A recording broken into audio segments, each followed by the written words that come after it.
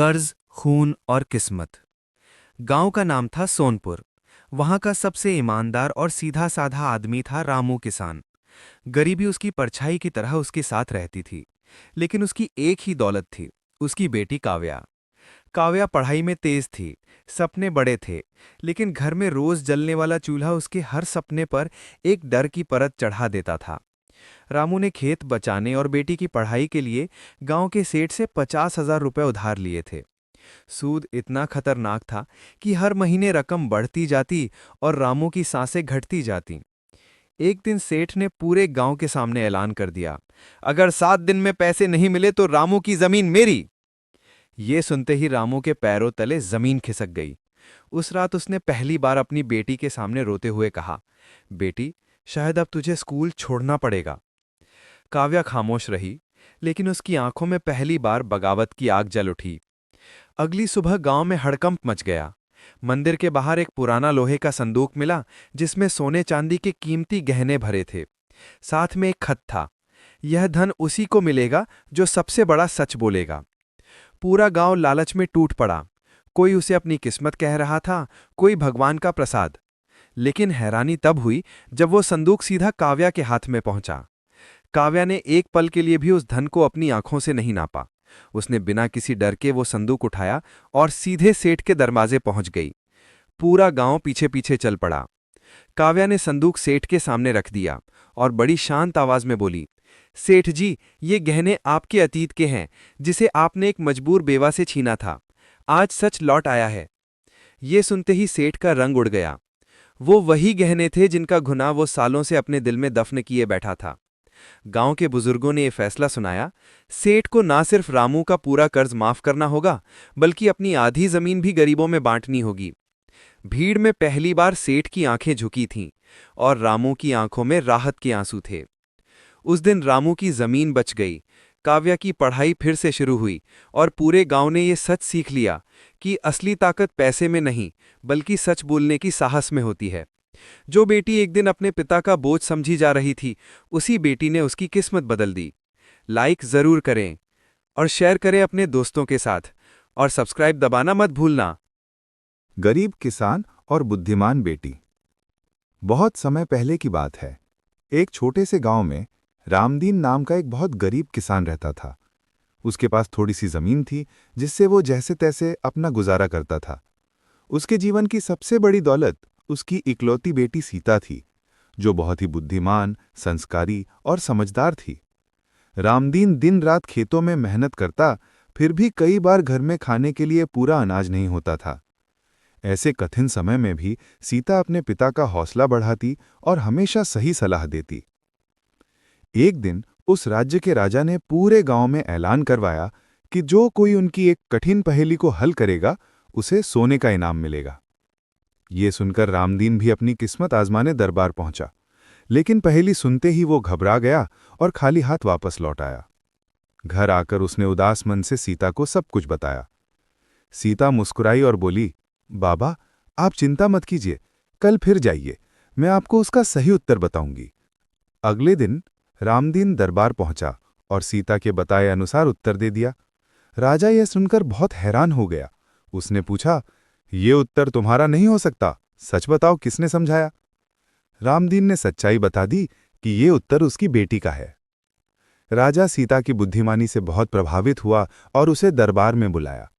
राजा ने उसकी परीक्षा लेने के लिए एक चालाक सवाल किया, बताओ, मैं तुम्हें इनाम भी दूं और न भी दूं, ये दोनों कैसे संभव है? सीता ने बिना डरे उत्तर दिया, महाराज, आप इनाम देकर कह सकते हैं कि ये आपकी कृपा है, और बिना इनाम दिए कह सकते हैं कि ये मेरी परीक्षा थी। इस तरह आप दोनों कर सकते हैं। राजा सीता की चतुराई से बहुत खुश हुआ। उसने तुरंत रामदीन को इनाम में सोना, अच्छी खेती की जमीन और पूरे गांव में सम्मान दिलवाया।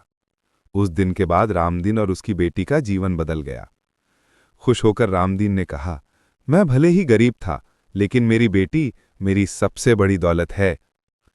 कहानी की सीख, बुद्धि धन से बड़ी होती है। बेटियां कभी बोझ नहीं, बल्कि परिवार की ताकत होती हैं। दोस्तों, अगर आपको ये कहानी अच्छी लगी हो तो वीडियो को लाइक करें, अपने दोस्तों के साथ शेयर करें और ऐसी ही कहानियों के लिए हमारे चैनल को सब्सक्राइब जरूर करें। धन्यवाद। दो बिल्ली और बंदर का इंसाफ।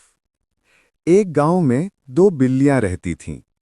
एक दिन उन्हें रास्ते में कहीं से एक रोटी का टुकड़ा मिल गया। दोनों बहुत खुश हो गईं, लेकिन जैसे ही रोटी बांटने की बारी आई, झगड़ा शुरू हो गया। पहली बिल्ली बोली, "ये रोटी ज्यादा मेरी है, मैंने पहले देखी थी।" दूसरी बोली, "नहीं, मैंने पहले उठाई थी, ये मेरी है।" दोनों में बहस बढ़ती गई और वे आपस में लड़ने लगीं। तभी वहां से एक चालाक बंदर गुजरा। झगड़ा देखकर उसने कहा, "तुम दोनों क्यों लड़ रही हो? मैं न्याय करके बराबर बराबर बांट देता हूं।" दोनों बिल्लियां खुश हो गईं और रोटी बंदर को दे दी। बंदर ने रोटी को दो टुकड़ों में तोड़ा, लेकिन एक टुकड़ा छोटा और दूसरा बड़ा हो गया। बंदर बोला, "अरे, ये तो बराबर नहीं हुआ। चलो मैं बड़ा टुकड़ा थोड़ा खा लेता हूं।" उसने बड़ा टुकड़ा खा लिया। अब दूसरा टुकड़ा बड़ा हो गया। फिर बंदर बोला, "अब ये बड़ा है, इसे भी थोड़ा खा लेता हूं।" वो बार बार ऐसे ही खाता गया और देखते ही देखते पूरी रोटी ही खा गया। अब दोनों बिल्लियां बोली, "हमारी रोटी कहाँ गई?" बंदर हंसते हुए बोला, "मैंने तो तुम्हें इंसाफ दिला दिया। अब दोनों के पास बराबर कुछ भी नहीं है।" ये कहकर बंदर पेड़ पर चढ़कर भाग गया। दोनों बिल्लियां पछताने लगीं। कहानी की सीख।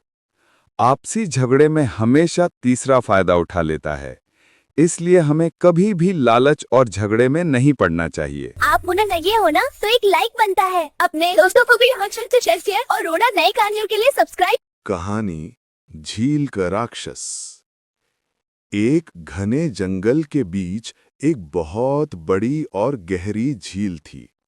उस झील का पानी दिन में नीला और रात में बिल्कुल काला दिखाई देता था।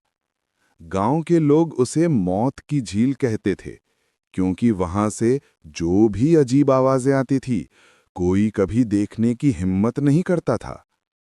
कहा जाता था कि उस झील में एक भयानक राक्षस रहता है। एक दिन गांव का एक लड़का अमन अपनी गाय को ढूंढते ढूंढते झील के पास पहुंच गया।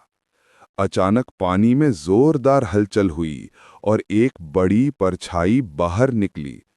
अगले ही पल अमन गायब। पूरा गांव डर से कांप उठा। गांव में रहने वाला वीर नाम का योद्धा ये सुनकर बोला, "अगर राक्षस है तो मैं उसे खत्म करूंगा।" वो तलवार लेकर रात को झील के पास पहुंचा। अचानक झील फटने लगी। पानी के बीच से एक विशाल राक्षस बाहर आया। लाल आंखें, लंबे नुकीले दांत और शरीर पर काई जमी हुई। राक्षस गर्जा, "मेरी झील से दूर रहो।" वीर और राक्षस के बीच जबरदस्त युद्ध हुआ। तलवार चमकी, पानी उछला और जमीन कांपने लगी। आखिर वीर ने अपनी पूरी ताकत से राक्षस के सीने में वार किया, लेकिन राक्षस मरा नहीं। उसने धीरे से कहा, "मैं राक्षस नहीं, इस झील का श्रापित रक्षक हूं। जिन्होंने इस झील में जहर डाला था, उन्होंने मुझे ये रूप दे दिया।" वीर को सच्चाई समझ में आ गई। वीर ने गांव वालों को बुलाया।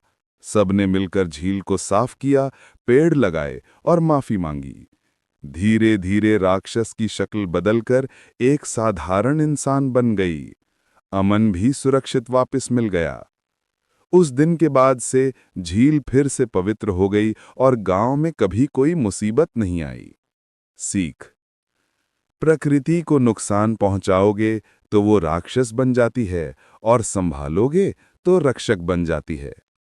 दोस्तों, अगर आपको ये कहानी अच्छी लगी हो तो लाइक जरूर करना, अपने सभी दोस्तों के साथ शेयर करना और ऐसी शानदार कहानियों के लिए चैनल को सब्सक्राइब जरूर करना, वरना मैं फिर से झील से बाहर आ जाऊंगा। कहानी गरीब लड़की और जादुई परी। बहुत समय पहले की बात है।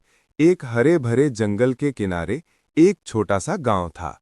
उस गांव में गुड़िया नाम की एक गरीब लेकिन बहुत नेक दिल लड़की रहती थी।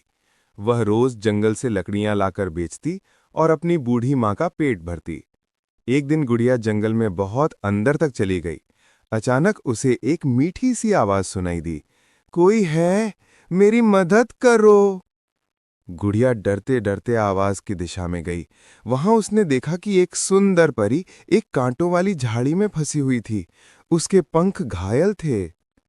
गुड़िया ने बिना डरे अपने हाथों से धीरे धीरे कांटे हटाए और परी को आजाद कर दिया। उसकी मां की दी हुई औषधि से उसने परी के पंखों पर मरहम भी लगाया। परी मुस्कुराई और बोली, तुम बहुत दयालु हो। मैं परी लोक से आई हूं। तुम मांगो, मैं तुम्हारी एक इच्छा पूरी करूंगी।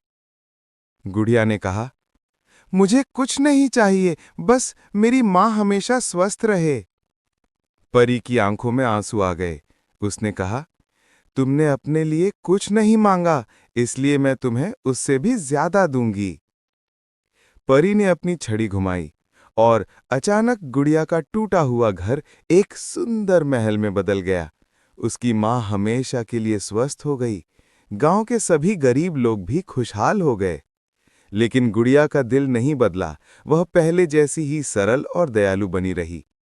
एक दिन परी फिर आई और बोली, गुड़िया, असली जादू मेरे पास नहीं, तुम्हारे दिल में है।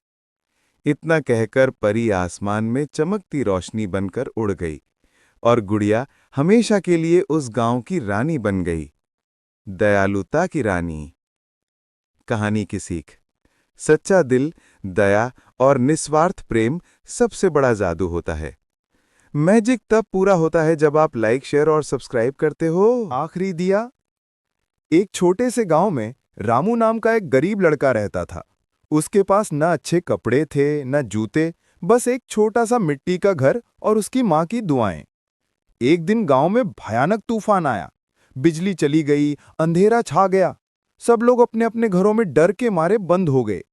रामू के घर में सिर्फ एक आखिरी दिया जल रहा था। तभी दरवाजे पर दस्तक हुई। बाहर बूढ़ी अम्मा कांप रही थी। बोली, बेटा, मेरा दिया बुझ गया, थोड़ी रोशनी मिल जाती तो। रामू ने पल भर सोचा, फिर अपना आखिरी दिया उठा लिया और अम्मा को दे दिया। मां बोली, बेटा, अब हमारा घर अंधेरे में डूब जाएगा। रामू मुस्कुराया, मां, किसी के घर में उजाला होगा तो हमारा अंधेरा भी छोटा लगने लगेगा। कुछ ही देर बाद पूरा गांव रोशनी से चमक उठा। लोग मशालें, दिए और लाइट लेकर रामू के घर पहुंचे। गांव वालों ने कहा, आज तूफान में अगर किसी ने हमें इंसानियत सिखाई है तो वो रामू है। उस दिन के बाद रामू गरीब नहीं रहा। वो पूरे गांव का सबसे अमीर दिल वाला इंसान बन गया। सीख, जो दूसरों के लिए जलता है उसकी रोशनी कभी नहीं बुझती। एक लाइक रामू के लिए, शेयर करके मदद करो, सब्सक्राइब जरूर करना। गांव के बाहर एक पुरानी टूटी फूटी हवेली थी। दिन में कोई उधर जाने की हिम्मत नहीं करता और रात में तो वहां से गुजरना मतलब मौत को दावत देना। लोग कहते थे, हर अमावस्या की रात हवेली की खिड़की में एक औरत सफेद साड़ी में दिखाई देती है। उसका चेहरा नहीं दिखता, बस लहराती साड़ी और हवा में गूंजती उसकी रुलाई। एक रात की बात, रवि नाम का एक लड़का हिम्मत करके उस हवेली के पास पहुंचा। अचानक उसने किसी को पीछे से पुकारते सुना, रवि। आवाज मीठी थी लेकिन रूह तक कंपा देने वाली। जैसे ही उसने पीछे मुड़कर देखा, उसकी सांसें थम गईं। वही सफेद साड़ी वाली औरत बिल्कुल उसके सामने खड़ी थी। उसकी आंखें काली गहरी खाइयों जैसी थीं और होंठ हिलकर सिर्फ इतना बोले, क्या तुम मेरी लाश ढूंढ दोगे? छुपा हुआ सच। डर के मारे रवि बेहोश हो गया। सुबह गांव वालों ने उसे हवेली के बाहर पाया। उसने पूरी कहानी सुनाई और गांव वाले उसके साथ पीछे वाले जंगल में पहुंचे। वहां जमीन खोदी गई और निकली एक औरत की कंकाल लाश, सफेद साड़ी में लिपटी हुई। पता चला सालों पहले उस औरत को उसी हवेली में जिंदा जला दिया गया था और उसकी लाश को छुपा दिया गया था। आत्मा की मुक्ति। जैसे ही उसका अंतिम संस्कार हुआ, उस रात के बाद कभी कोई रुलाई नहीं सुनाई दी और हवेली में रोशनी भी नहीं दिखी। लेकिन आज भी अमावस्या की रात कुछ लोग कहते हैं, सफेद साड़ी की एक परछाई दूर से हाथ हिलाकर धन्यवाद कहती है। कहानी की सीख। अधूरा इंसाफ आत्मा को भी भटका देता है। कहानी अच्छी लगी हो लाइक करें, शेयर करें और सब्सक्राइब करना ना भूलें।